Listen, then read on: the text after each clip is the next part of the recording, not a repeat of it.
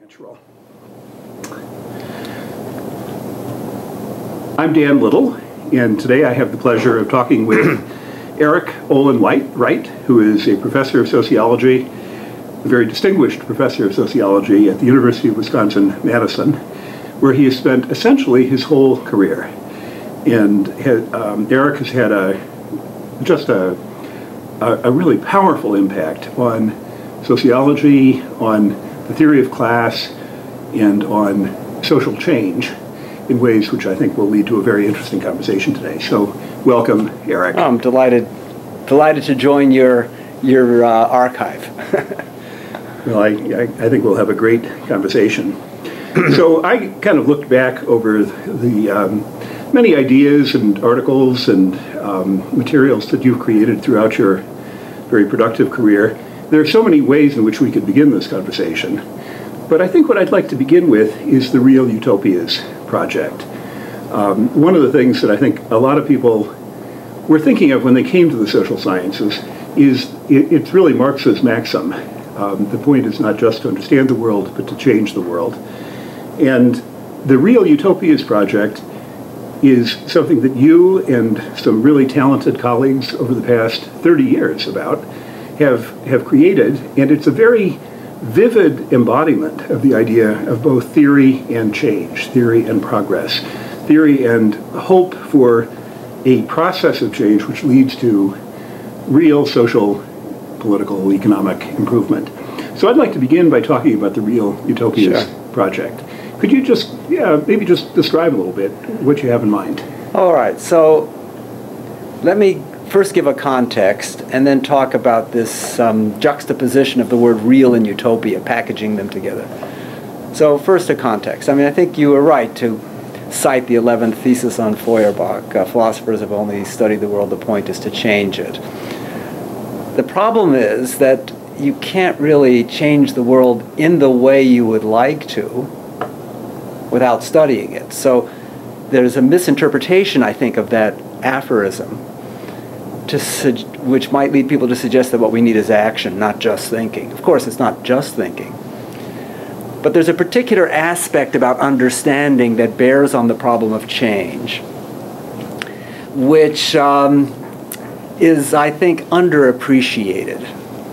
And one way of thinking about it is with a kind of contrast between sociology and physics, if you will. Before Einstein discovered the speed of light, figured it out, that it was an absolute limit to the speed at which physical things can move.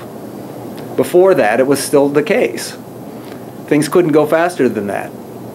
Even before people knew that that was the limits of possibility. The limits of possibility in physics are independent of our knowledge of those limits. Now, that's not really quite so simple in the social context. Our beliefs about what possibilities there might be affects what possibilities there are.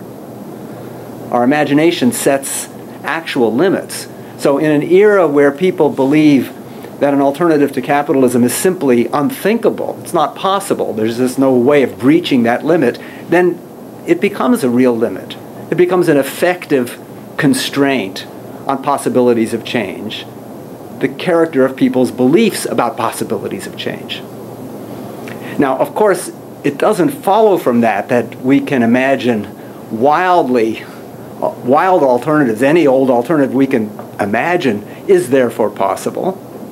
That's part of this complexity in the social context. So this is not the kind of extreme alternative claim that everything is constructed in imagination, and if only we have enough, where there's a will, there's a way. If only we have enough of a strength of belief in a egalitarian, classless society, then we can bring it into being. No, it's not saying that. It's not saying that there are no limits, but there is this zone, so to speak, between some outer limit of what really is science fiction or fantasy. You just could not have a social world like that. It would not be sustainable.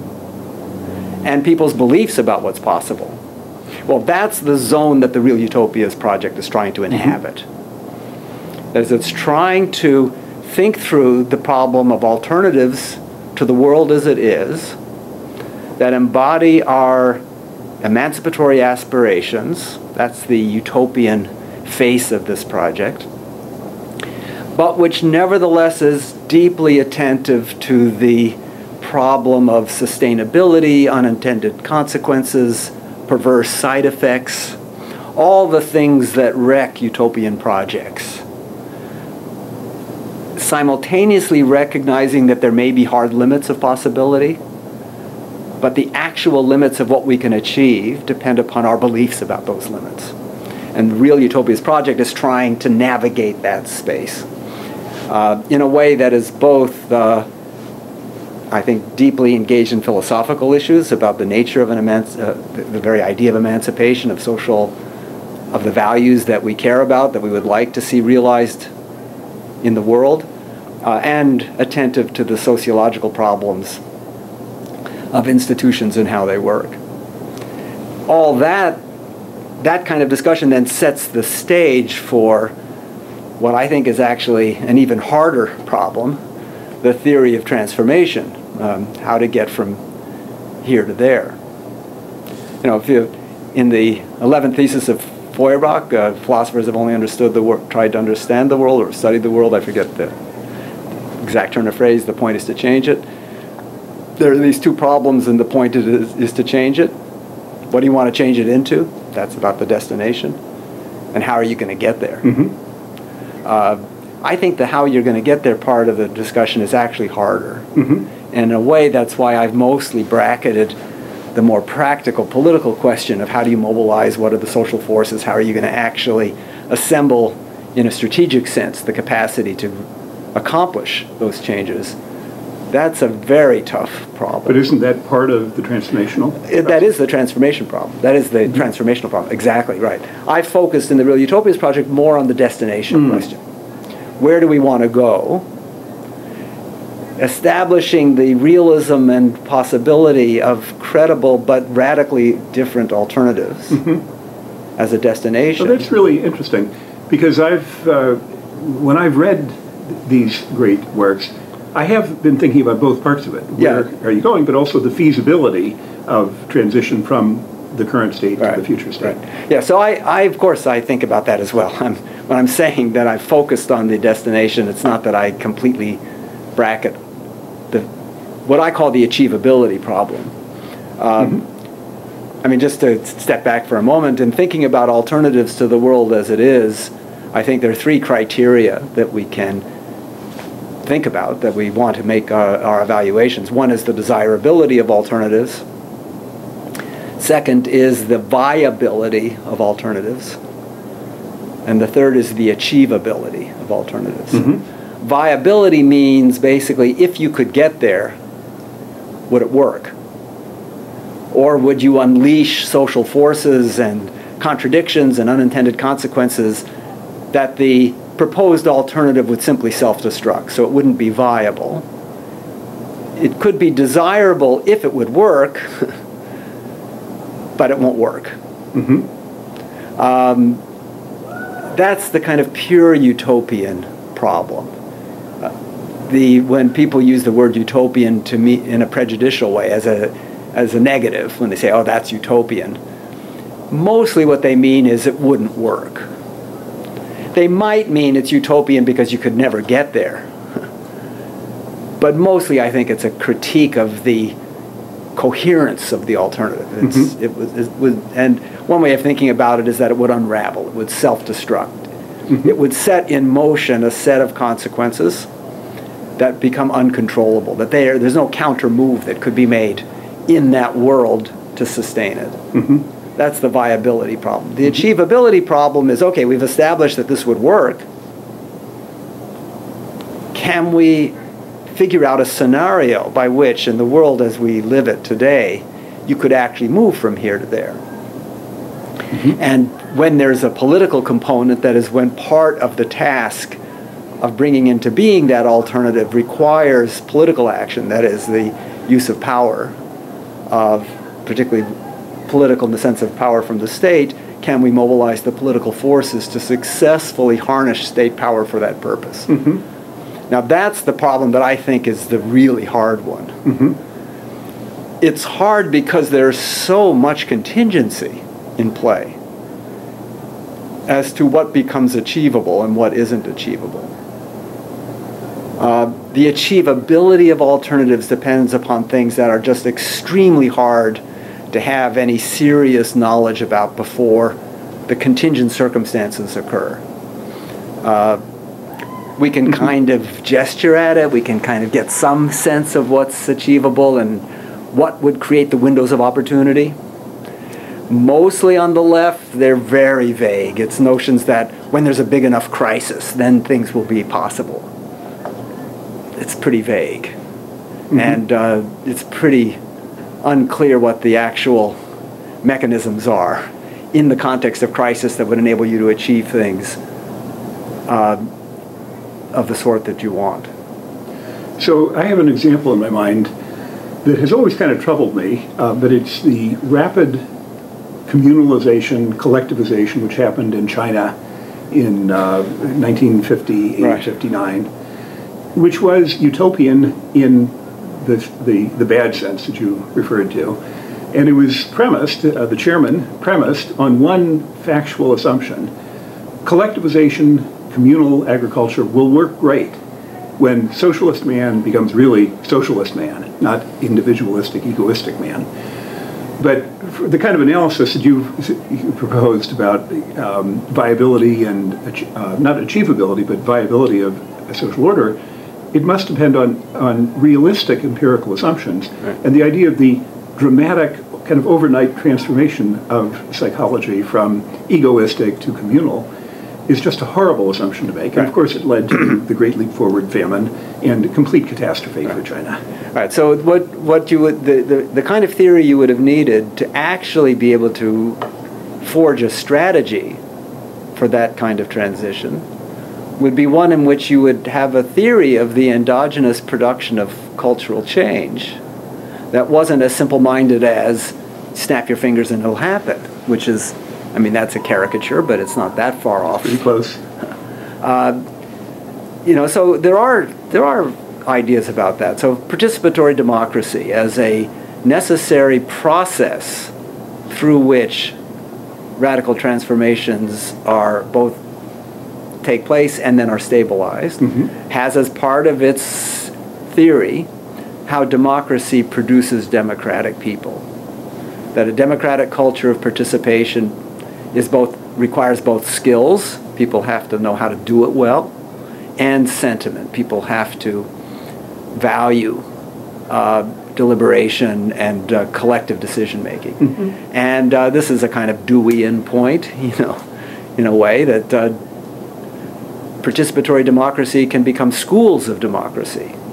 Now, one of the things that means, though, is in your design of new democratic experiments, you have to build in the schooling aspect. You have to build in the processes through which people both develop the right kinds of skills to be effective participants rather than bombastic bullies or whatever.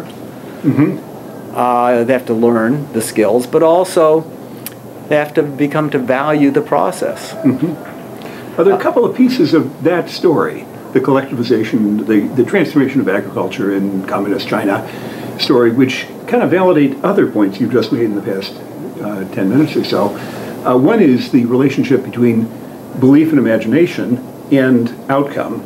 But in this case, it's a negative effect because it was a belief in the total affluence that would be created by collectivized agriculture, that there would be more food than you could possibly even consume, that agriculture would be amazingly productive, with the consequence that people's behavior also changed. So there were banquets and food was being consumed at an amazing rate.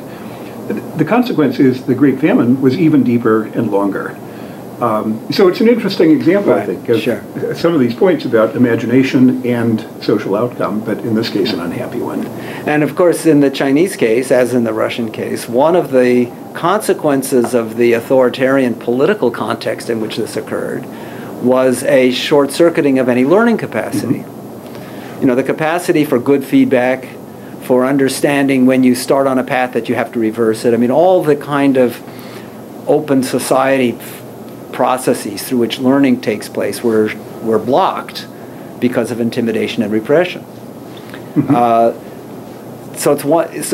It's even possible that now it may not have been possible to have a democratic China under communist rule. I mean, that might have been outside of the limits of any possibility, given the low level of the technology, the problems of scarcity, the complexity of social control. I mean, all of those issues. So I'm not saying this on my high horse as a liberal Democrat, so to speak, from the West. But if we do the thought experiment and say, well, let us suppose it might have been possible to have a genuine participatory, empowered democracy, which really was people's power, not centralized command. And the People's Congress decided that they needed collectivization. But it was done under democratic conditions where at every level there was deliberation and problem solving.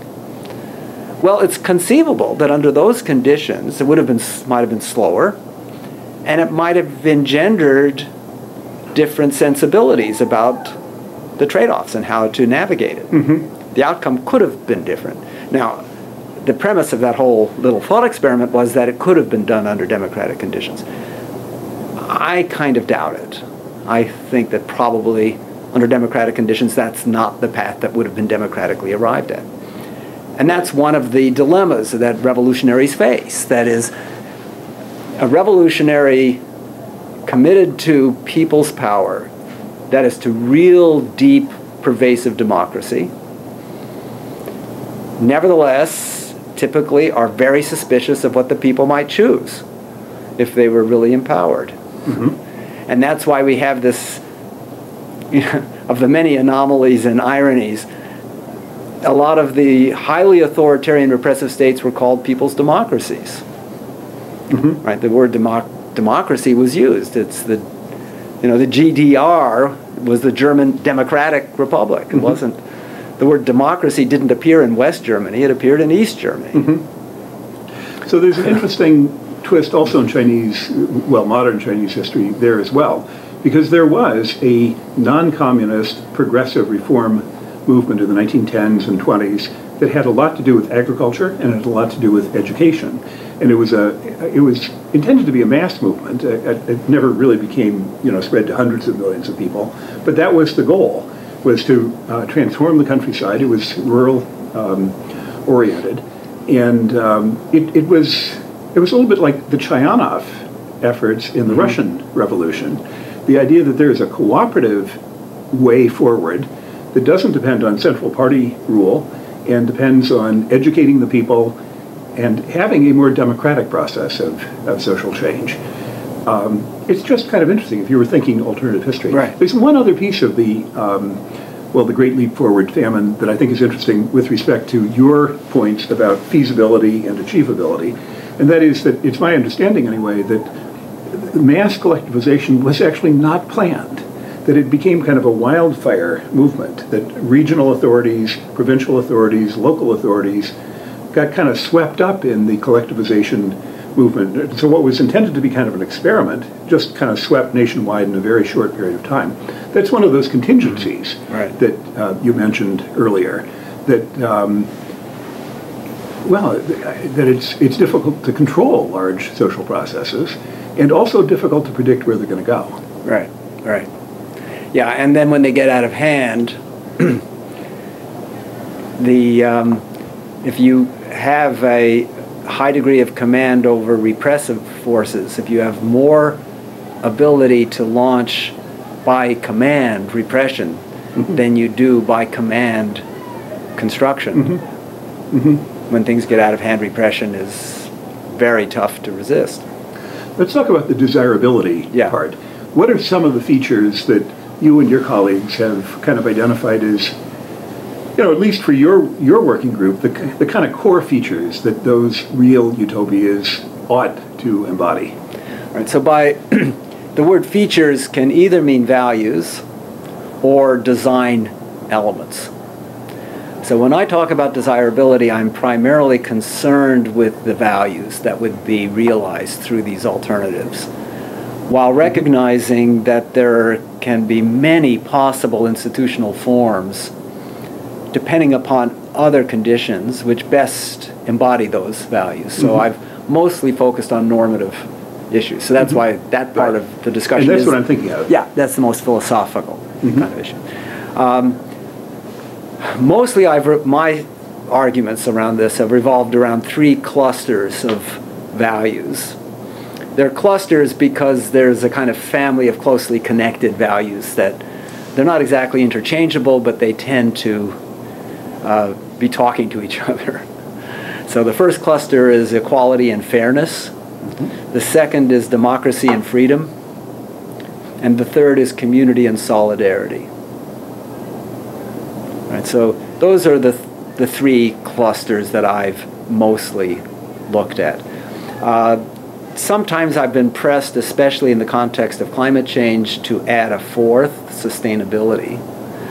But I think of sustainability as essentially a derivative value. Sustainability refers to the enduring stability of each of those. So with respect to equality, the sustainability issue is that are the values that you're seeking to achieve through equality sustainable into the future for future generations. My egalitarian perspective, my definition of a just society in egalitarian terms is it's a society in which all people have equal access to the social and material conditions to live a flourishing life. And the sustainability issue is whether future generations will have at least as much access to the conditions to live a flourishing life as the present generation.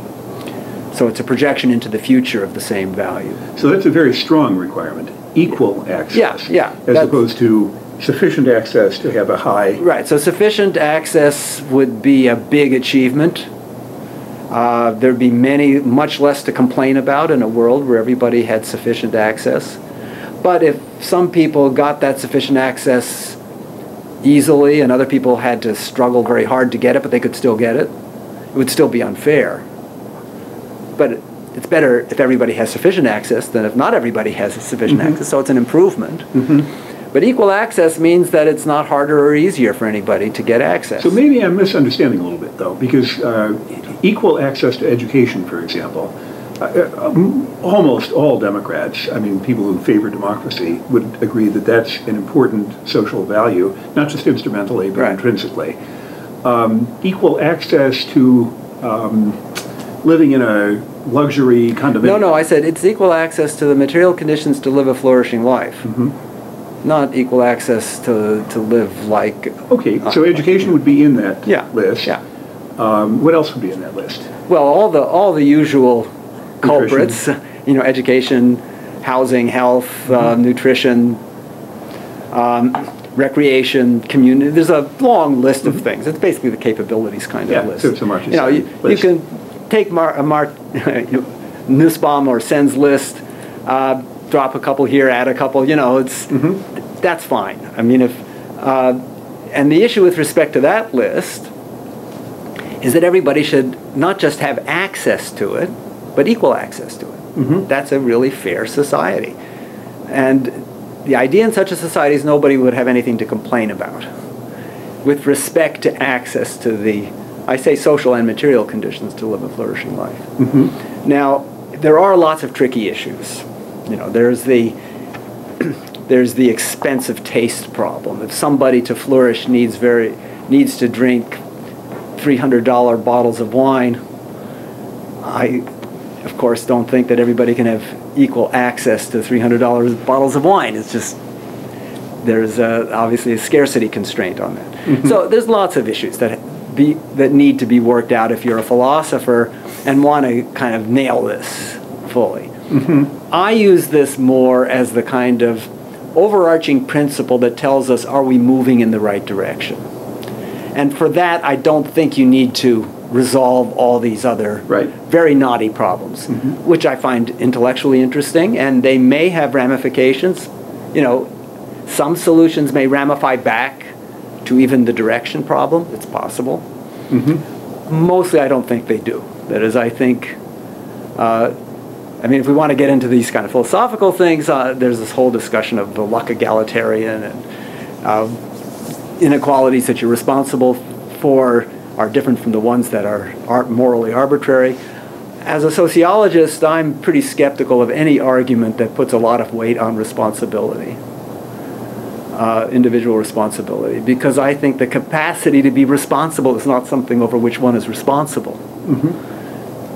And once you realize that, once you realize, I mean, I'm a cheerful guy. I'm lucky.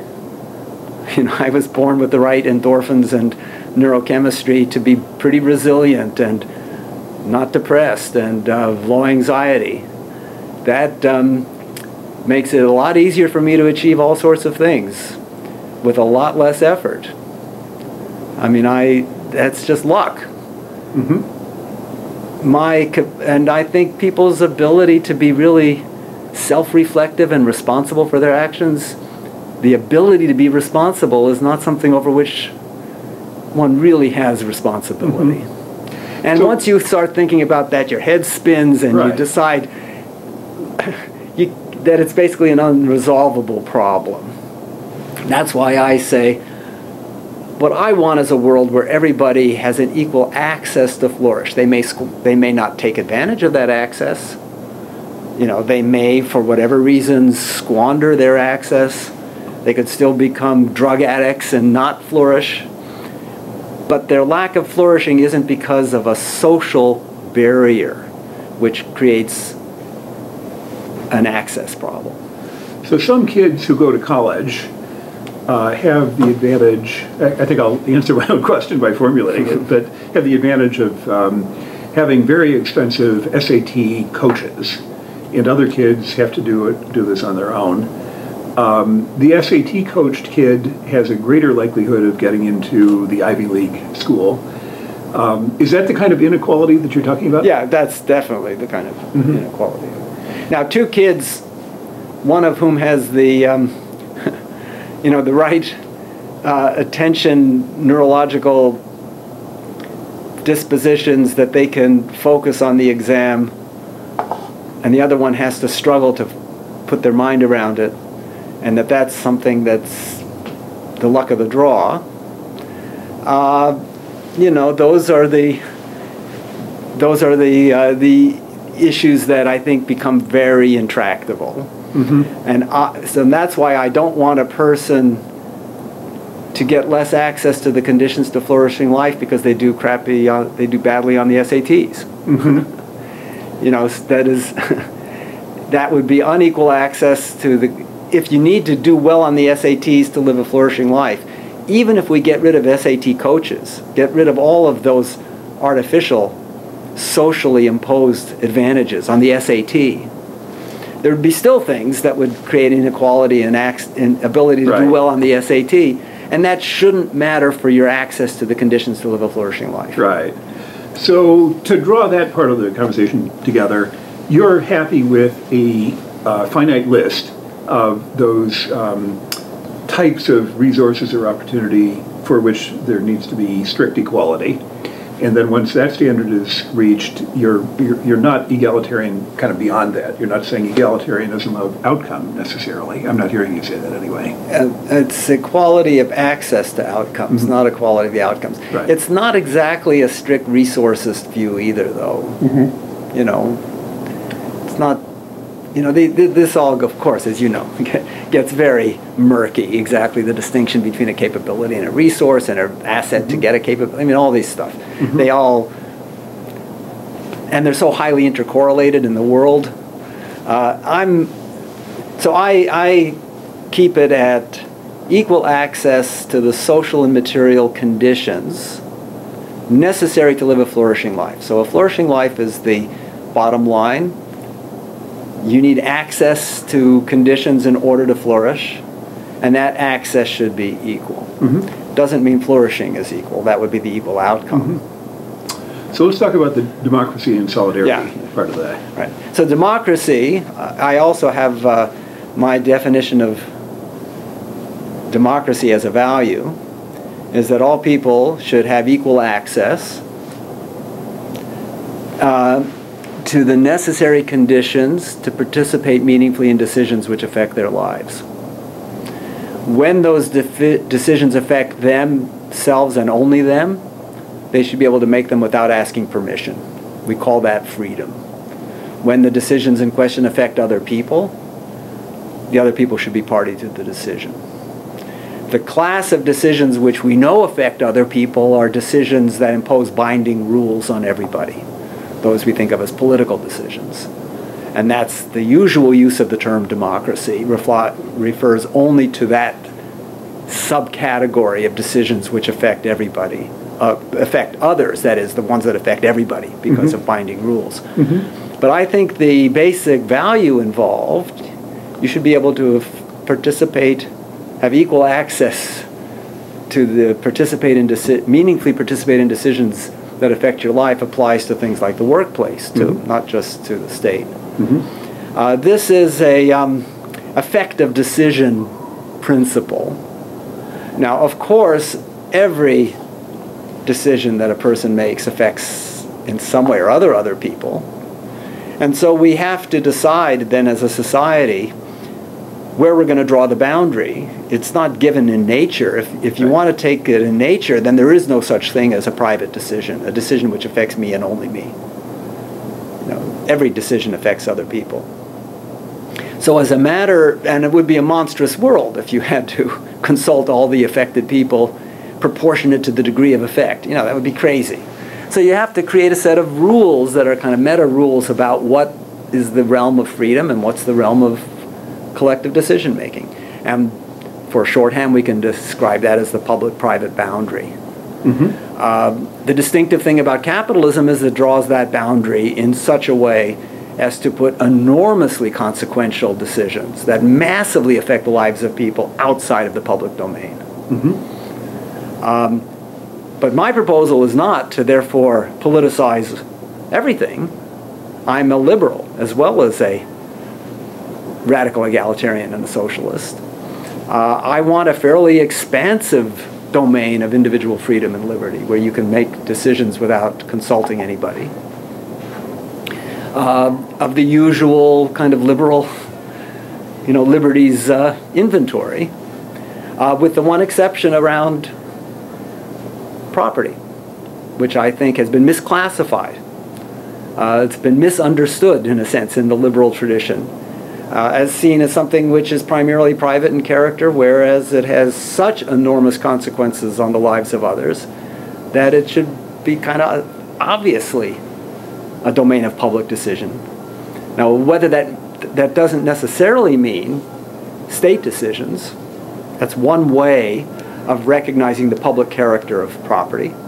Productive property. I'm not talking about your clothes, obviously, just productive property. Forests, factories, mines, yeah. One solution to this public-private boundary is to make it a state-private boundary. Now, I'm not saying that the best solution is to make all property in the means of production state property. That's one solution. That's a kind of classical conception of what an alternative to capitalism would be like. What I am saying is that it needs to be subordinated to democratic decision-making. And there's a variety of mechanisms and forms through which that can take place. So we're sitting in what we used to call the Rust Belt, middle American states with a lot of manufacturing that is no longer here and so forth. That's a fact about property. Right. It's the fact that factories closed. The city of Flint is not very far from here. And certainly the long-term crisis of Flint is very much the result of the withdrawal of a lot of manufacturing jobs from Flint, 40 years ago. Is that the kind of decision that you're talking about that should be democratically? Sure. Now, it's entirely possible, as a thought experiment, that the decision as a society gets very productive, gets very educated, the decision to shift those productive activities that don't require such high levels of education, to shift them to other parts of the world, that could be a perfectly good decision. But there's an additional decision that gets made around that decision, which is that the gains from that decision go to private owners of the shares of the companies that move the production. It would be a very different situation if all the gains from globalization and financialization that we've observed over the last 30 years, which are considerable, we're a much richer society now than we were 30 years ago, if those gains had been evenly shared and the employment adjustments needed for people to have meaningful work opportunities were appropriately underwritten through public decision making, that's a whole different world. So in some ways, it's actually not such a bad thing that a lot of highly routinized manufacturing jobs, which were not great jobs in the sense of the quality of life at work of those jobs, they did give people income that enabled them to live decent lives. But the work itself was tedious, much of it. It had positive social features of comradeship, but the actual work on the production line was, if you think back to the 60s and 70s, people didn't like those jobs. They didn't think they were great. Coal mining was not something which people thought was a wonderful way of life. What it did was support a way of life. So a lot of what's in play in the Rust Belt is not so much actually the disappearance of assembly line jobs. It's the lack of the production of good jobs with meaningful activities for ordinary people, which don't have to be manufacturing. There's a lot. They could be public sector jobs of all sorts. I mean, there's it's just a separate it's just a separate matter. It could also be a question of just reducing the work week dramatically. I mean, Juliet Shore, a well-known sociologist / economist who's worked on these matters, has pointed out quite wonderfully that if all the productivity gains since 1960 had been turned into reduced work rather than more stuff. After all, productivity gains means you can produce the same amount of stuff with less work or more stuff with the same amount of work. So if all productivity gains in the last 50 years had been turned into reduced working time, the average work week in the United States would be about 15 hours a week now.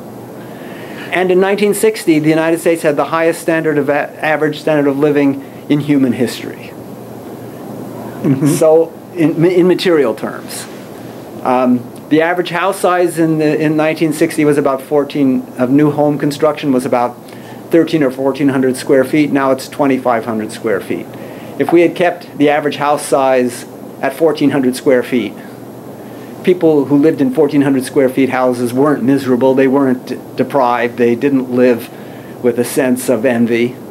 If we had lived in a world where we could have kept construction sizes at the same, a bigger house needs more stuff to fill it, right, etc. So we would have had... What's really interesting about that, though, is why did that, let's say house size, for example.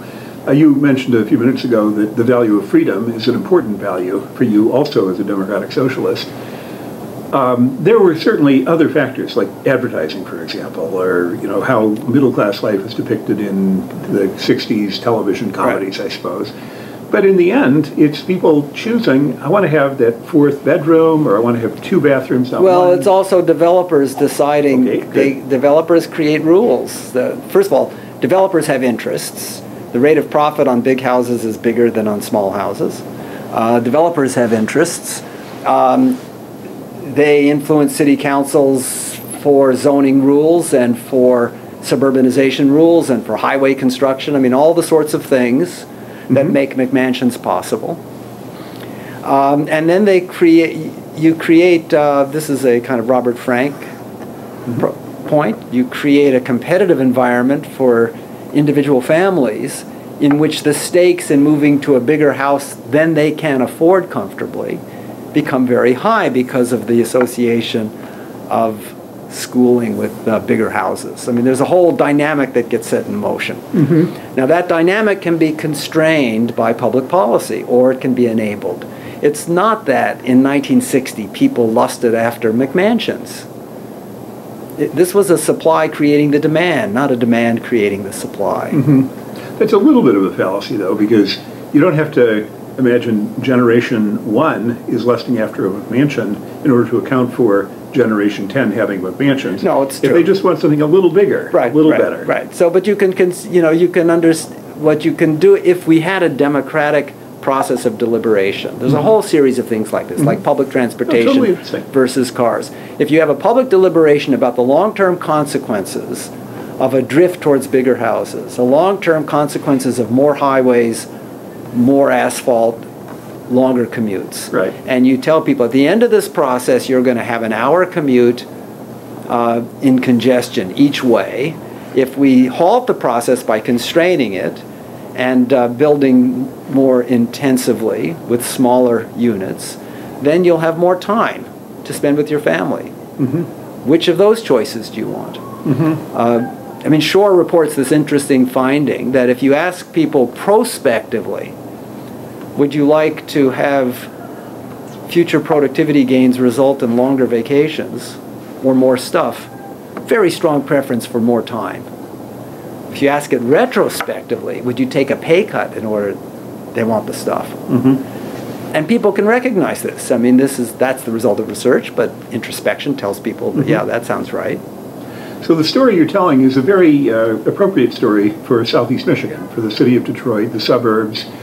We haven't talked about race at all, but the dynamics of race in Southeast Michigan, Detroit and the suburbs, was an absolutely crucial part of the story as well.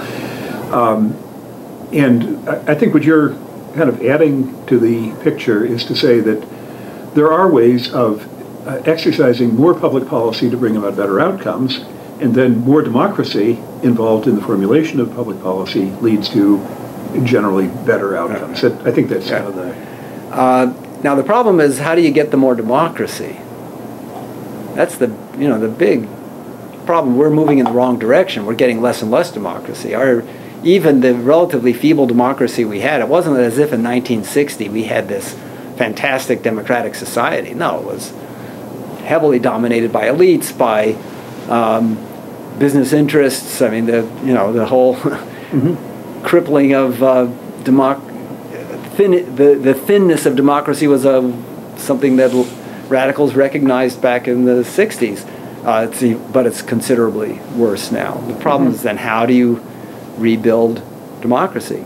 That's both a question about how do you change institutions of the state, but it's also a question about social movements and social change and practices on the ground in which people are engaged in lively efforts at constructing more democratic ways of life in the micro settings in which they live their lives, even if they can't affect the macro structures of the society as a whole. I think both of those are in play. So let's talk about, I think it's the third part of the values that you kind of attribute to the real utopia.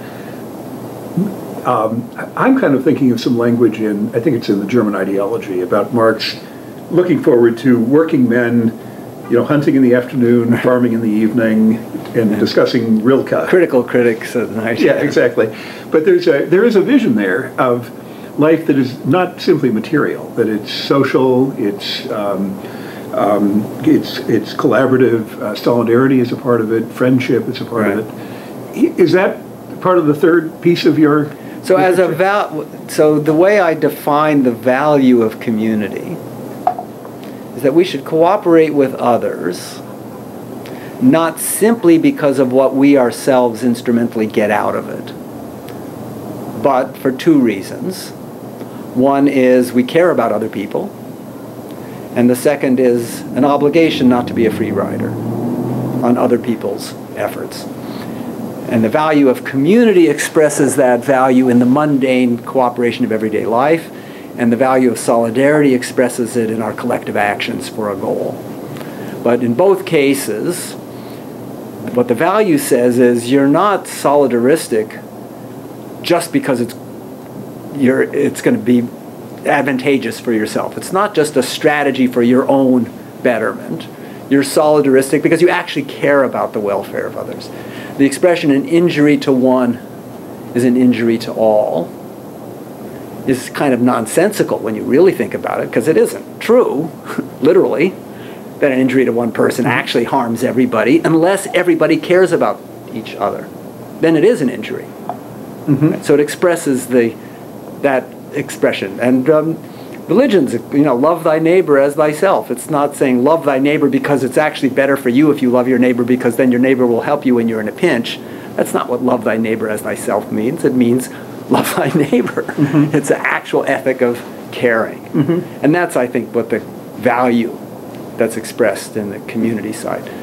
It's also the community and solidarity value is the one where I think this real utopian agenda can interface with faith traditions. It's where people who become activists around social justice out of religious traditional motives, liberation theology, that's the point of entry. It's the community solidarity value leads to the democracy freedom value and the equality value, but in a different route. I think most kind of Marxian socialists enter this triplet of values more from the equality and fairness side, and discover that empowerment and democracy is the necessary condition for achieving equality, and if you don't have solidarity, you can't possibly have democracy. So it's more coming at it from that way. So there's an interesting theme, I think, of critique of capitalism, of contemporary capitalism, that doesn't have to do with exploitation, it doesn't have to do with inequality per se, but it has to do with hollowness, with the lack of meaningful activity. And then a Frankfurt School kind of critique would be to say, yes, that's because capitalism has systematically deformed activity, human activity, what we aspire to, by making everything materialistic, that it is about the larger house, the nicer suit, the bigger car, sending your kid to Choate rather than Somerville High School. That aspiration for material well-being has become a fetish. It's the fetishism of commodities. Where does the idea... It's why I thought about the quote from Marx about the hunting and fishing and poetry, etc. That there's an aesthetic dimension and a kind of emotional dimension to that story. And I just kind of wonder where that comes into your picture of an ideal society, utopian society. Is it a place where people spend a lot of time doing kind of aesthetically important things, emotionally important things, and maybe not so much worried about, do they have 3 bathrooms or 4 bathrooms? Is there a contrast there?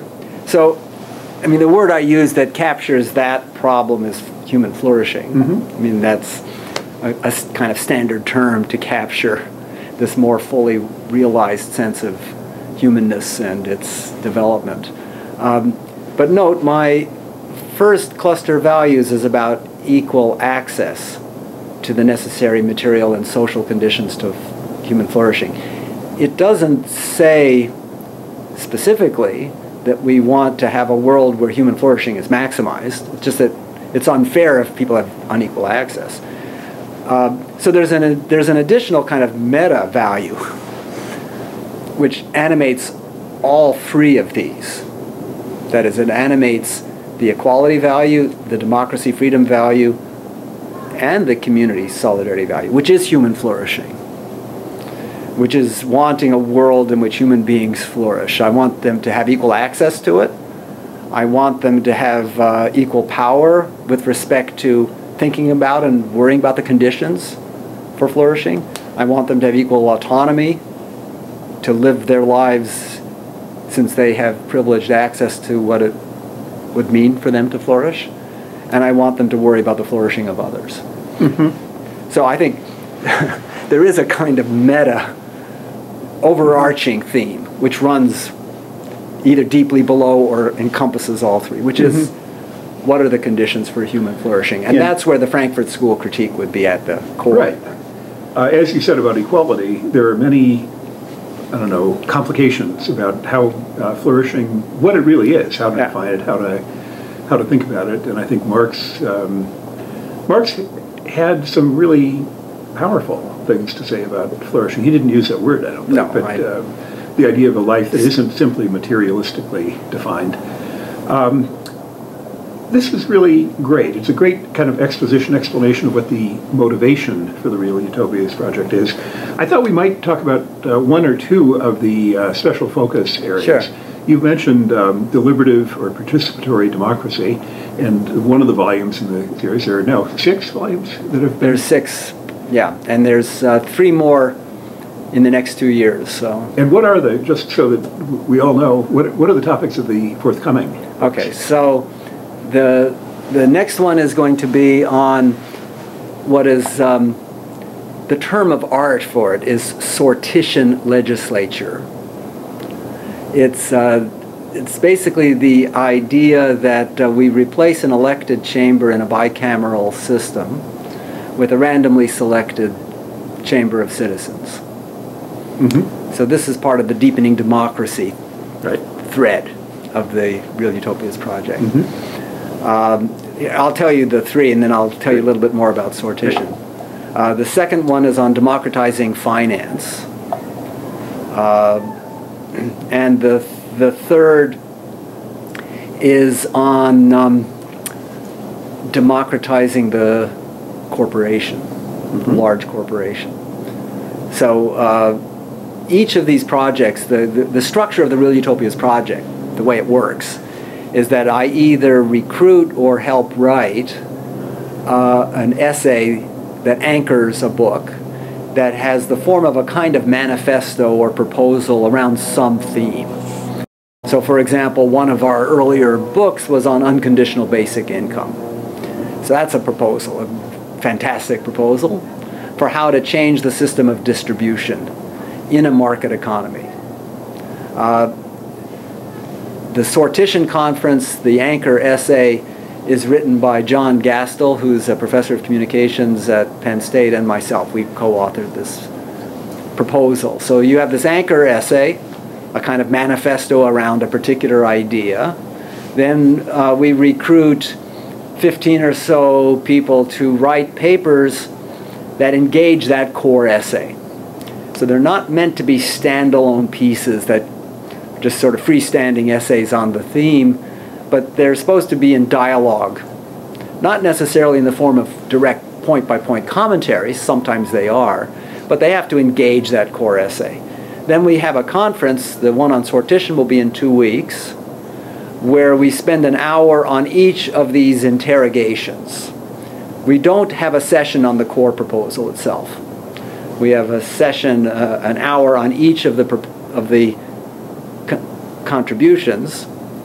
Then people have an opportunity to revise their contributions in light of the discussion, and the author or authors of the core essay do a further thoughts and reflections conclusion.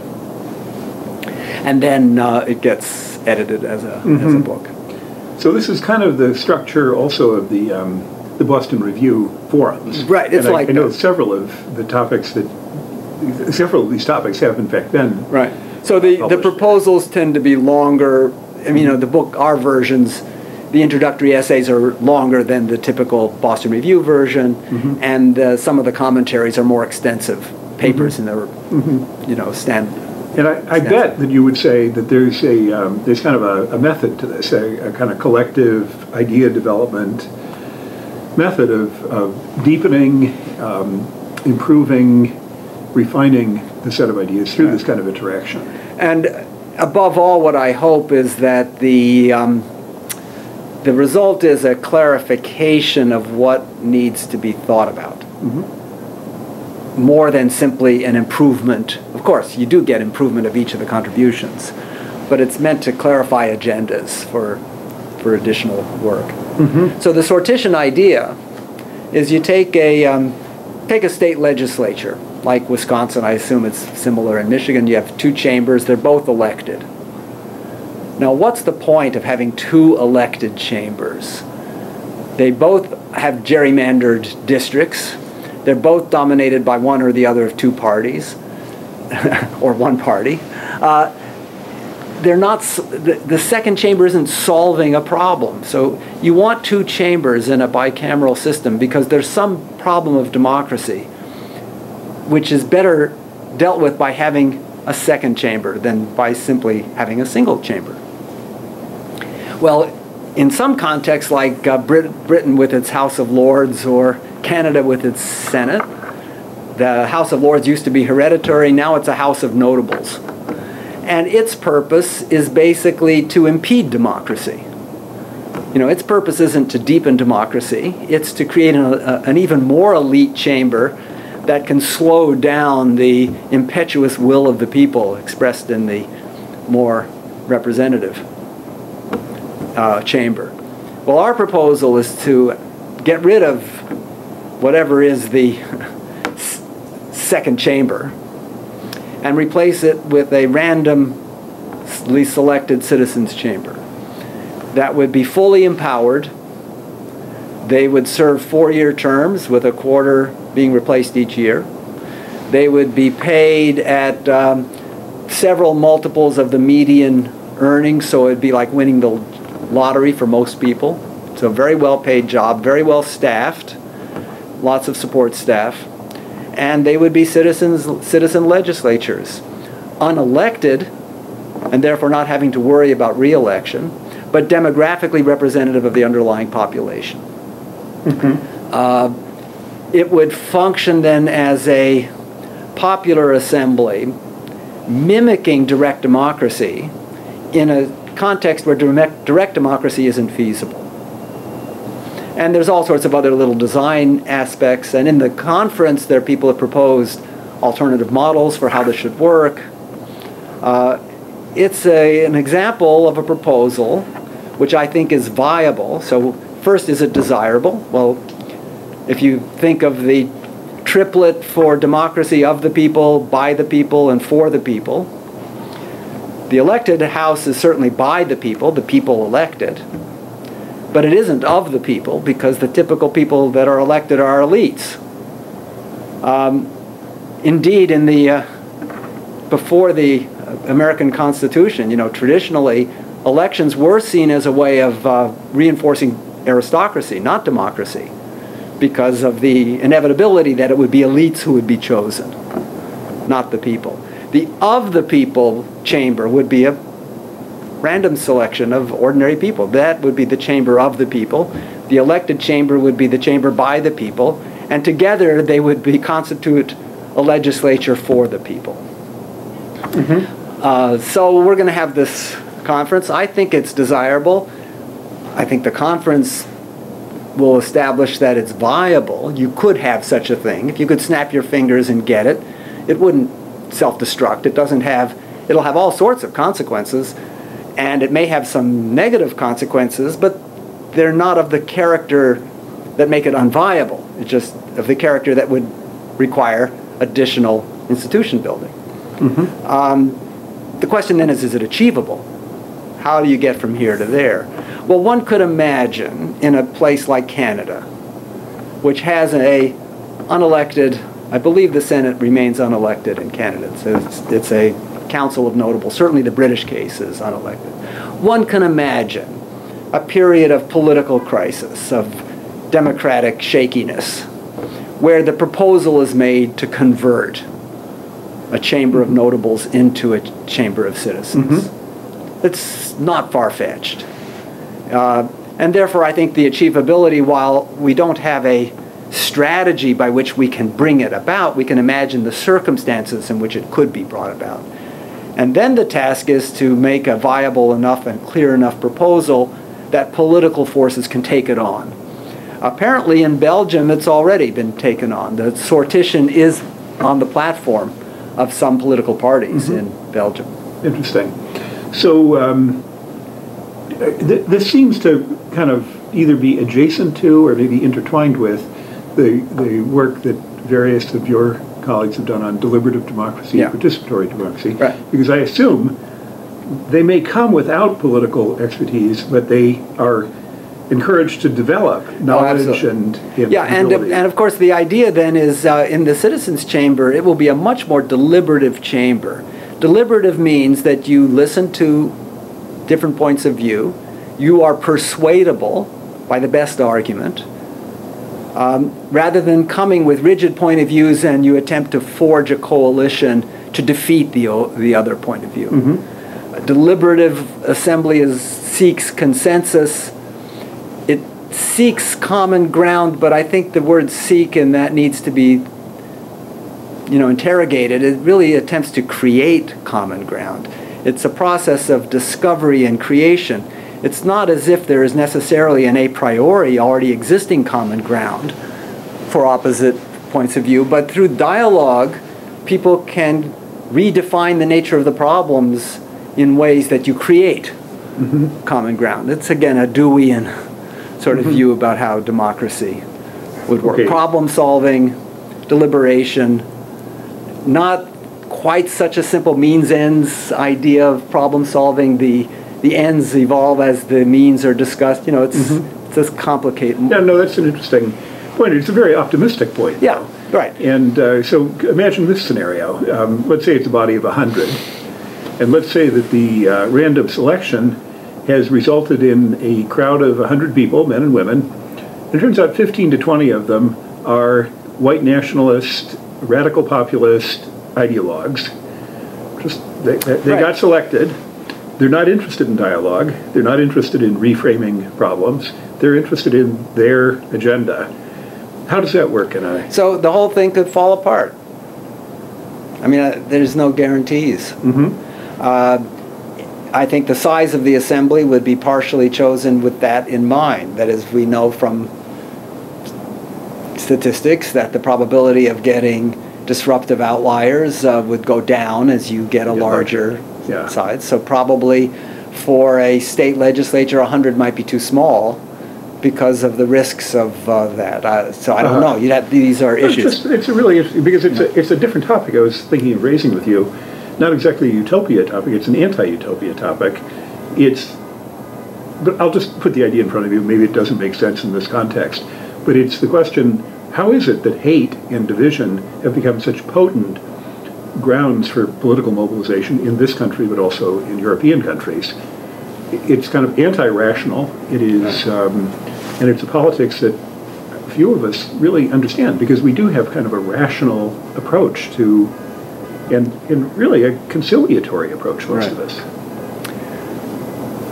I mean, I have views. I mean, there are some standard views on these matters. The conservative position in general is an easier position than the progressive one, because it's easier to tear down than to build. And the progressive agenda requires institution building and cooperation and figuring out the steps from here to there to make a better world. That's a complicated business.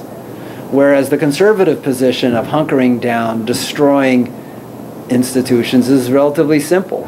It's much easier to cut taxes than to figure out how to spend resources to build better infrastructure. That's one particular point. The second point is that we know that this is a, I think, well-known bit of cognitive social psychology. We know that fear is a very potent emotion, and that fear tends to result in simplification of cognitive approaches and thinking. If we think of fear and hope as the two kinds of politics, you can have a politics of hope and a politics of fear. Fear is much easier to sustain. And mistrust is much easier to generate than trust. So there's an added disadvantage that progressives have, which is that they have at least more of a belief in truth, whatever we mean by truth. But the Enlightenment ideology and culture of speaking truth to power, not speaking lies to power, in order to get your way. That's something pretty deeply ingrained among progressives. So even though, of course, there's distortion and what have you that occurs ideologically on every side of the spectrum, there's a deeper commitment to truth on one side, and that's a disadvantage in a certain kind of political atmosphere. All of these things are in play. It's also, I think it's very important in this particular historical moment, in the midst of the Trump phenomenon, that we not overstate the change that we've seen that underlies the success of Trump. as opposed to the damage that's being done because of Trump. I think it's a pretty contingent fact that Trump got elected. It wasn't a wave of history that was inevitable by virtue of an upswelling of the angry white male uneducated voter. If there hadn't been 16 right-wingers running against Trump in the Republican primaries, or if 14 of them had dropped out after the first couple of rounds, he wouldn't have won. You know, and if 50,000 people had voted differently. Yeah, it's a very contingent. Right. And fewer people voted for him than voted for Mitt Romney, and Mitt Romney was hardly a rabble-rousing populist. You know, right. So it's. Well, that's true, though there is also the fact that, though you might say it's a post-Trump fact, that hate-based organizations, hate-based violence are all surging. Yeah, no, I think a lot of that is post-Trump. Now, there was stuff going on, we observed, with the Black Lives Matter movement, the reaction to the Black Lives Matter movement. We're in a new technological world where information about incidents gets spread very rapidly. And that's affecting our sense of what's going on. But there probably was, even before Trump, some escalation of hate and racist in some kind of perverse dialectic with the rise of the Black Lives Matter as a reaction, probably not to increased police brutality. I don't think there's any evidence that police brutality has increased. But the visibility of police brutality has increased enormously. I mean, many of the incidents that have provoked these phenomena have because there's video evidence of it. Right. That's a new historic phenomenon. Right. So linking this to the participatory democracy line of thought, it is one of, in a way, I guess I think it's the piece of real utopia thinking which is the most tangible and concrete. And there is empirical data about groups coming together, receiving information. Right. There are experiments in Oregon and I think British Columbia. So the Oregon experiment was organized by John Gastel, who's my co-author on this paper, and Fishkin is one of the commentators at this conference. Cool. So this is in the midst, that is at the heart of the sortition discussion, is that ordinary people, if the right institutional frame occurs, can both deliberate well, they change their views, and solve problems. And that's the deliberative democracy aspect of it. The participatory, so sortition is not participatory democracy because it's not that everybody can do it. You have to be randomly selected. So it's like a jury in that respect. But it simulates direct democracy because the legislation that comes out of it is, in a kind of simulation, what it would have been if everybody had been able to participate. So it's, right. So that's the, I think that's the way of thinking about this particular piece of the. But there's kind of an underlying hypothesis about, maybe about social psychology, that the representative citizen is at least potentially open-minded, able to deliberate, meaning able to consider that, maybe the set of convictions I came in with are not completely adequate. Right. And that's a very optimistic assumption, but it's optimistic in both senses. It's optimistic in the sense of projecting a reality that maybe isn't there, but also it's a ground for optimism. But it's not based on just my wishful thinking. I mean, I'm as vulnerable to wishful thinking as your average bear. I mean, I desperately want a better world and look for all the possible ways in which it might come about. But there is, as you mentioned, there's good research to indicate that ordinary citizens are capable of this. Not that they will inevitably do this.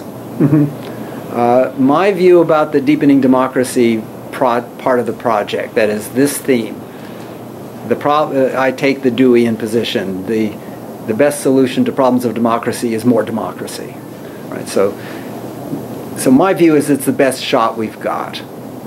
It's not that it's not that it guarantees the outcomes I want, but it is the best terrain upon which to struggle for the outcomes that I would like to see happen. that democracy creates the terrain under which progress is more likely. That's the kind of the underlying claim. Right. But my view about it is not strictly instrumental towards my own goals. I also believe that democracy itself embodies the values I care about, the values of self-determination. So something like sortition or participatory budgeting or various other kinds of democratic reforms that are kind of in play are all simultaneously embodiments of real utopian aspirations on the second cluster of those values, and instrumental to creating the context or institutional conditions for progress on the other values. If I think back to President Obama, I think it's amazing. Less than a year ago, we had a president who was eloquent about community, about standing together, a person who was very, very persuasive. I would say politically persuasive, morally persuasive. So I guess where I'm going with the question here is he would like to imagine that there is the possibility of uplifting these better sentiments, these better desires for community, for solidarity, for kind of reaching across different communities, for actively opposing divisiveness. And leaders like President Obama, it seemed, had an ability to do that. Right now, our national leaders are exactly the opposite. Right. They're interested in fomenting divisiveness. Right. But you're a sociologist. The comment I just made is more of a moral philosopher's comment. But it does really kind of come down to that question, does hate and division have a more powerful advantage? You did actually cite some of the advantages that hate and division have, fear, as a political mobilization strategy. And if you think that, then it's kind of alarming. Well, of course, having an advantage doesn't mean always triumphing. It just means that it's easier. That's true. That's true. It's also another slogan. It's very easy to be pessimistic. It takes a lot of work to be optimistic. So it's gloom and doom is right on the surface here. You don't need. So you are a cheerful person.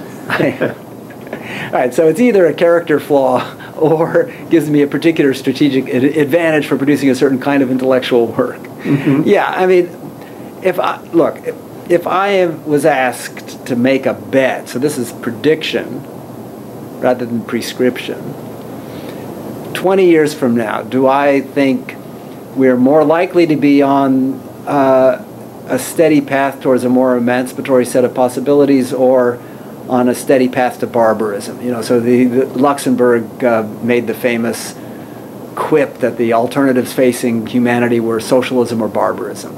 We'll take the word socialism to be the stand-in for progress on the emancipatory values.